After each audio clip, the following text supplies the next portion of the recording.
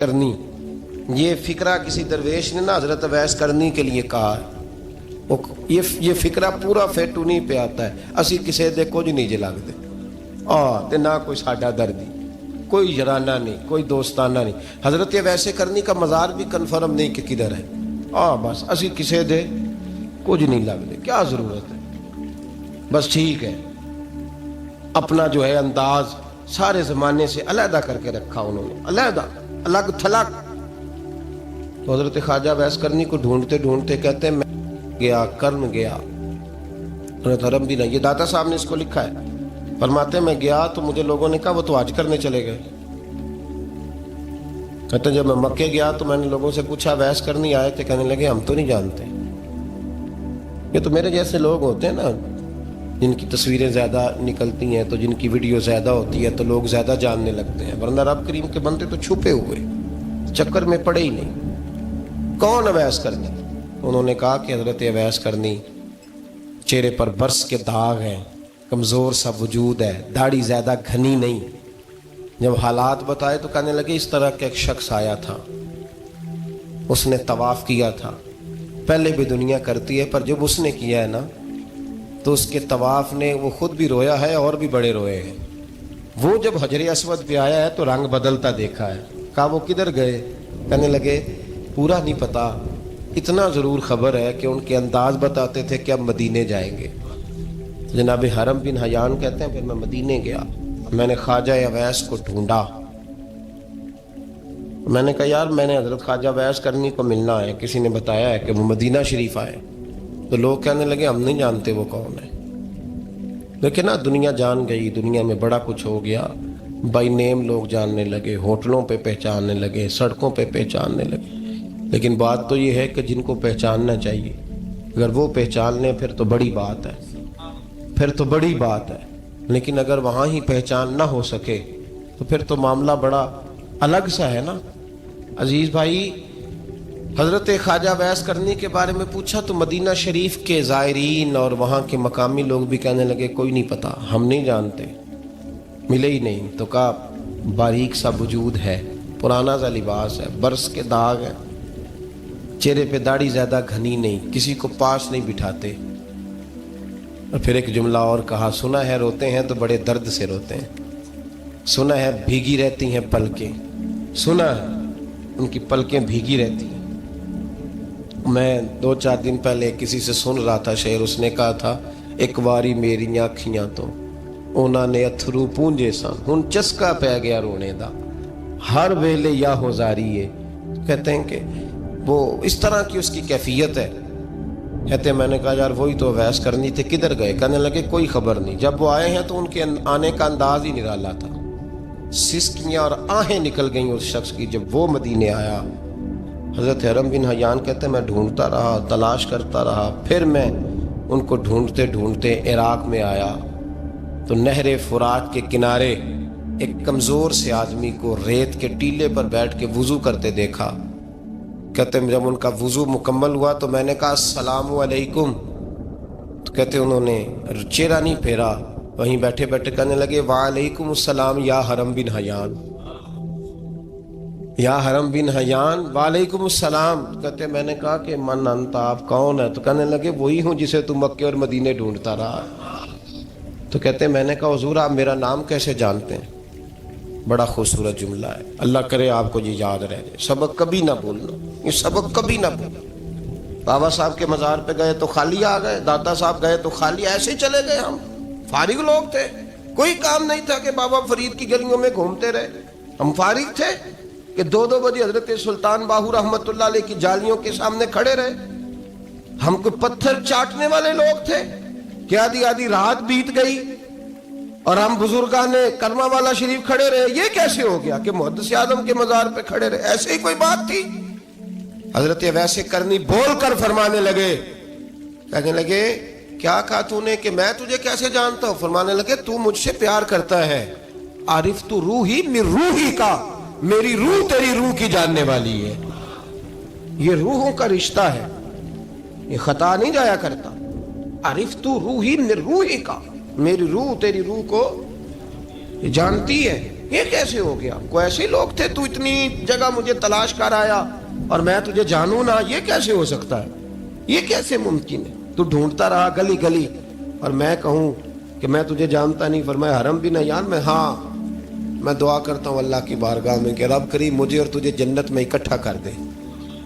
کہتے ہیں جب انہوں نے یہ دعا کی تو وہ چل پڑے۔ میں نے کہا حضور کہاں جا رہے ہیں؟ فرمانے لگے میرا پیچھا نہ کرنا، میں کسی اور منزل کا مسافر ہوں، اور جس رستے میں چل رہا ہوں نا ان منزلوں پہ ساتھ نہیں کسی کو لیا جاتا، یہ میری اپنی ذاتی منزل ہے، اس میں پاؤں پہ چھالے ذرا سخت ہوتے ہیں، ہر آدمی کا کام نہیں یہاں چلنا، تو مجھے تنہا رہنے دے اور مجھے اپنی مرضی سے چلنے دے۔ کہتے میں نے منت کی تو کہنے لگے بس انہیں جد و جہد بڑی کی تھی تو تیرے ساتھ ملاقات کر لی، تجھے پہچان لیا، تیرے ساتھ بات کر لی، ورنہ میں کہہ چکا ہوں اسی کسے دے کچھ نہیں لگ دے۔ اسی لیے میں نے حضرت غالباً امام شورانی رحمۃ اللہ علیہ کے حوالے سے پڑھا ہے کہ قیامت کے دن جب حضرت ویسے کرنی جنت میں جائیں گے تو ممکن ہے اس وقت بھی لوگوں کو دیدار نہ کرایا جائے، بلکہ امام شورانی کہتے ہیں اللہ 70,000 فرشتے ان کی شکل کے پیدا فرمائے گا اور ان کے جھرمٹ کے اندر چھپا کے انہیں جنت میں داخل کرے گا۔ ملاقات کس سے ہوگی؟ صرف انہی سے ہوگی جن کے لیے انہوں نے زندگی گزار دی، یا خدا سے ملیں گے یا مصطفیٰ کریم سے ملیں گے۔ یہ بھی لوگ تو محبت کریں، صالحین کا پیار، نیک لوگوں کی محبت، صالحین کی محبت رستہ آسان کرتی۔ کوئی شک نہیں کہ زمانے میں سارے لوگ اچھے نہیں ہوتے، برے لوگ بھی آئے ہیں مارکیٹ میں، ہوتے ہیں، لیکن 2 4 5 10 بروں کو لے کر کے اچھوں کی محبت چھوڑ دیں گے، نیک لوگوں کا ذکر چھوڑ دیں گے، ان کا پیار چھوڑ دیں گے، ان کا تذکرہ پڑھنا چھوڑ دیں گے، ان کے پاس بیٹھنا چھوڑ دیں گے۔ گزشتہ دور میں جو بادشاہ بھی نیک ہوئے نا وہ بھی صالحین کی محبت کی وجہ سے نیک ہوئے۔ اورنگزیب عالمگیر اگر کچھ بہتر ہوئے تو اس لیے کہ ملا جیون نیک آدمی سے محبت کرتے تھے۔ محمود غزنوی کی بہتری کا سبب یہ تھا کہ حضرت سیدنا ابوالحسن خرقانی کے پاس جایا کرتے تھے۔ صالحین کی محبت نے بادشاہوں کے رخ بدلے، بادشاہوں کے۔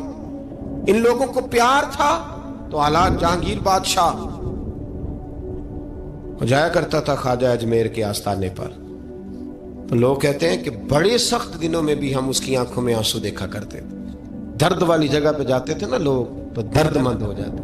اس لیے صالحین کا پیار کبھی نہ چھوڑے، کبھی نہ چھوڑے۔ میرے بھائی کپڑوں پہ مٹی پڑ جائے نا تو کپڑے دھوئے جاتے ہیں، اتار کے پھینکے نہیں چاہتے۔ چیزیں غلط ہو جائیں تو گرد جھاڑی جاتی ہے، اس نظام کو چھوڑا۔ صالحین کا پیار کبھی نہ چھوڑنا، کبھی نہ چھوڑنا۔ رب کریم کے بندوں کی محبت اللہ تبارک و تعالیٰ کے قریب کرے گی آپ کو۔ اللہ کے بندوں کی محبت آپ کے اندر جلوے پیدا کرے، اور اگر آپ ان کو پڑھیں گے۔ میں جب پاک پتن شریف جاتا ہوں یا کسی مزار پر میں کھڑا ہوتا ہوں نا تو وہ جو حالات پڑے ہوتے ہیں نا ان بزرگوں کے، وہ سامنے آتے ہیں کہ یہاں خواجہ نظام الدین محبوب الہی تشریف لائے۔ دیکھیں نا اگر کوئی بندہ سوچے تو ہو سکتا ہے کہ اس کا کلیجہ پھٹنے کو آئے جب خواجہ نظام الدین صاحب کہتے ہیں کہ جو باب جنت ہے نا بابا فرید صاحب کا، کہتے ہیں ایسے ہی باب جنت نہیں، فرماتے ہیں جب بابا صاحب کا وصال ہوا تو بابا صاحب وہیں لیٹے ہوئے تھے جہاں آج ان کی مزار ہے، اور ان کے سرانے بالکل جس جگہ کو لوگ باب جنت کہتے ہیں وہاں میں نے رسول پاک کو کھڑے ہوئے دیکھا ہے۔ اب کوئی آدمی حضور کی خوشبو محسوس، اس کا ایک ارادہ بن گیا نا کہ یہاں حضور کھڑے تھے، اس پر کیفیت کیا طاری ہوگی، اس پر انداز کیا ہوگا، اس پر وارد کیا ہوگا، وہ کہاں پہنچ جائے گا 1-2 منٹ کے اندر۔ تو یہ تو اس وقت ہے جب اس کے محسوسات ہوں گے، جب وہ نظریاتی طور پر اس بات سے متفق ہوگا، جب وہ خوشبو محسوس کرنے کی صلاحیت رکھتا ہوگا۔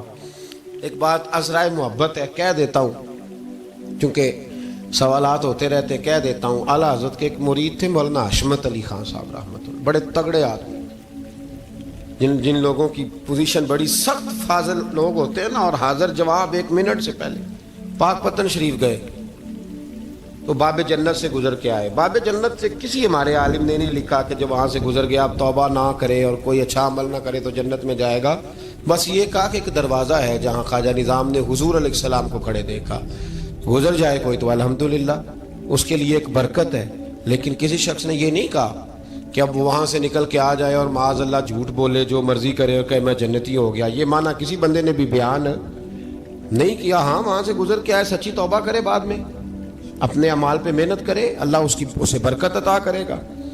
فرماتے ہیں میں پاک پتن شریف سے ہو کے آیا، رش بڑا تھا، اس کے ایام تھے، تو باب جنت سے گزر کے آیا تو میں بس کی چھت پہ بیٹھ گیا، کچھ اور لوگ بھی تھے، تو ان میں سے کچھ ایسے صاحبان بھی تھے جن کو بیماری ہوتی ہے چھیڑ کے رکھنے کی، کوئی نہ کوئی بات کیے رہتے ہیں، یہ ہو گیا تو وہ ہو گیا، کہتے ہیں انہوں نے بات چھیڑ دی، مولانا کہاں سے آ رہے ہیں؟ تو میں نے کہا پاک پتن شریف۔ تو کہنے لگے کہ آپ وہ بہشتی دروازہ جس کو کہتے ہیں باب جنت، وہاں سے بھی گزرے ہیں؟ کہنے لگے الحمدللہ، لائن تو بڑی لمبی تھی پر موقع مل ہی گیا ہے، گزر گیا ہوں وہاں سے۔ تو کہتے ہیں مجھے سونگنے لگ گئے، کہنے لگے پھر تو آپ جنتی ہو گئے ہوں گے، پر آپ کے پاس سے جنت کی خوشبو نہیں آ رہی۔ تنزیہ انہوں نے کہا، تنزیہ۔ تو کہتے ہیں انہوں نے طنز کیا تو مجھے بھی حق حاصل تھا، جواب در جواب کی تو اجازت ہونی چاہیے نا۔ میں نے کہا مولانا آپ کیوں سونگ رہے ہیں؟ کہنے لگے میں نے حدیث پاک میں پڑھا ہے کہ جنتی 500 سال بھی دور ہوگا تو اس کے پاس سے خوشبو آئے گی، یعنی 500 سال لگیں گے ابھی اس تک، تو پھر بھی جنت کی خوشبو آئے گی، تو آپ سے تو کوئی نہیں آ رہی۔ کہتے میں نے ان سے کہا آپ نے ایک حدیث پڑھی ہے، اگلی بھی پڑھ لینی تھی، حضور نے فرمایا جہنمی کو جنت کی خوشبو کوئی نہیں آئے گی۔ یہ نہیں پڑھی آپ نے حدیث، یہ نہیں نظر سے گزری؟ تو کہتے ہیں اب وہ مولانا مجھ سے معذرت کرنے لگے، کہنے لگے یار آپ تو ناراض ہی ہو گئے۔ تو میں نے کہا بھی آپ نے کیوں چھیڑی بات؟ میں نے آپ سے کوئی ڈسکس کیا؟ آپ نے پوچھا کہاں سے، آپ پھر آپ ہی نے کہہ دیا کہ وہاں سے گزرے کہ نہیں جنتی دروازے سے، اور پھر آپ نے ہی اعتراض کر دیا، تو پھر ہمیں اتنا تو حق حاصل ہے نا، ہم آپ بھی کرتے ہیں تو ہو جاتے ہیں بدنام، اور تم قتل بھی کر دو تو چرچا نہیں ہوتا، ہمیں بھی تو حق حاصل ہے نا، اتنا تو جواب در جواب ہم دے سکتے ہیں۔ تو بھائی اس لیے صالحین کی محبت کبھی نہ چھوڑیں، اللہ کے بندوں کا پیار ہو کبھی نہ چھوڑیں، کسی بزرگ کا ذکر ہو، کسی صحابی کی بات ہو، اہل بیت نبی، حتیٰ کہ انبیاء کرام علیہ السلام، اللہ کے انبیاء کی محبت، ان کی تعظیم، ان کا اکرام اپنے دل میں بٹھائیں، اس کو جگہ دیں۔ تو خواجہ ویسے کرنی رضی اللہ تعالیٰ عنہ بظاہر حضور تک پہنچے نہیں، لیکن ان گلیوں میں رہے جو گلیاں میرے مصطفیٰ تک جاتی تھی، ان رستوں میں رہے۔ ہمیں نہ پہنچنے کا بڑا شوق ہے، دیکھنے کا بڑا شوق ہے، اور بھائی یہی بہتر ہے کہ پردوں میں وہ پردہ پوش رہے، وہ اگر پردے اٹھا دے تو کسے ہوش رہے۔ حکم یہ دیا گیا ہے کہ یا ایھا الذین آمنوا اتقوا اللہ وکونوا مع الصادقین، اللہ سے ڈرو ایمان والو اور سچوں کی سنگت اختیار کرو۔ اس آیہ کریمہ کے تحت بھی تمام مفسرین نے یہی لکھا ہے کہ تم اچھے لوگوں کے رستے پہ چلو۔ کیا کرو؟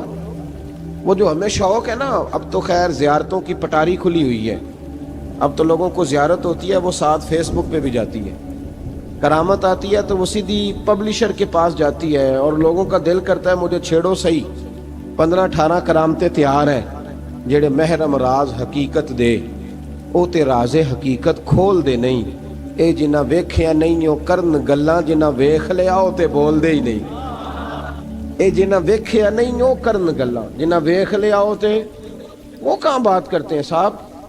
حضرت اویس کرنی رضی اللہ تعالیٰ عنہ، آپ کے حالات پر زیادہ مواد کتابوں میں ملتا ہی نہیں، میری بات پہ توجہ کریں آپ حضرات، ایک وقت میں ایک ہی کام ہو سکتا ہے، زیادہ مواد ان کے حالات پر، اس کی ایک بہت بڑی وجہ ہے، کچھ لوگ مجلسوں میں رہتے ہیں، محفلوں میں رہتے ہیں،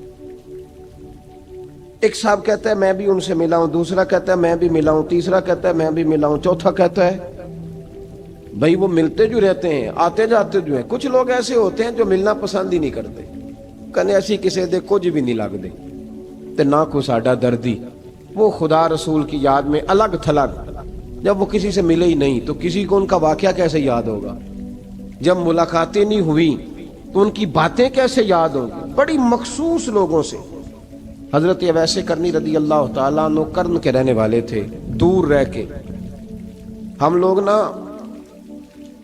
دور یہاں سے آواز دیتے ہیں کہ یا رسول اللہ کوئی سبب لگ جائے تو ہم مدینہ شریف حاضر ہو جائیں۔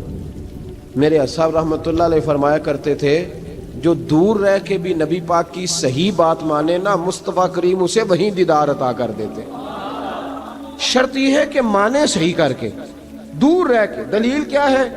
حضرت اویس کرنی تو پاس رہے ہی نہیں، لیکن محبوب کے طریقے پر صحیح کر کے عمل کیا، نبی پاک علیہ السلام کی سنت پر صحیح کر کے عمل کیا، حضور کی باتوں کو صحیح کر کے مانا، قریب نہیں تھے، قرن میں تھے، دور تھے، لیکن میرے محبوب نے بٹن کھول کے یمن کی طرف چہرہ مبارک کر کے ٹھنڈی سانس لے کے فرمایا ادھر سے نا مجھے رب رحمان کی خوشبو آتی ہے، ادھر سے مجھے رب رحمان کی خوشبو آتی ہے، بھائی تو بات مان، تو جہاں بھی ہے۔